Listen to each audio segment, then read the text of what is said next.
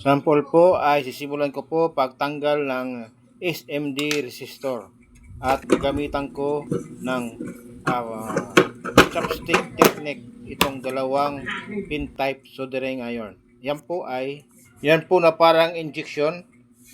Yan ay flux paste. Pag nainitan yan ay kusa siyang malulusaw at madali matanggal yung mga soldering lead dyan nakadikit sa PCB. Nakaready po ang dalawa kong charger na 5 volts. Isaksak na po natin sa outlet.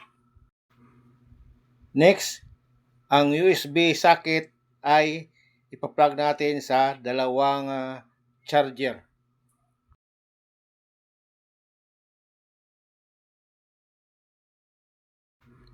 Ayan po, nailagay ko na po.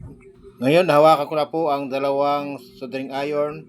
Ilulong press ko po ng 4 seconds para mag-switch on at magkakulay. Isit natin po sa kulay blue. Medium heat. Ayan na po, nasa medium heat. Pag kinulang po yung medium heat, pwede po natin i-adjust. Isang press lang, lilipat po yan sa kulay red. Fast heating.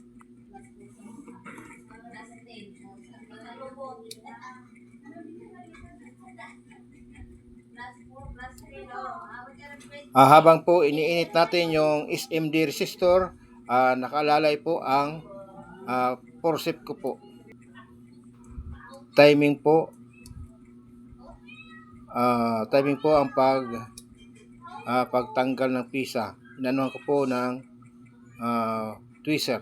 Yan, nakuha agad. Nakuha po yung SMD na walang abala sa paligid ng mga spare part o hindi nagalaw yung ibang nakadikit.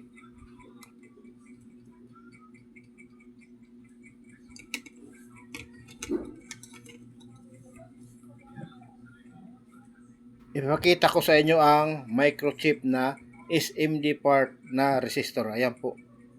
Ayan. Parang parang kuto ng mga pusa.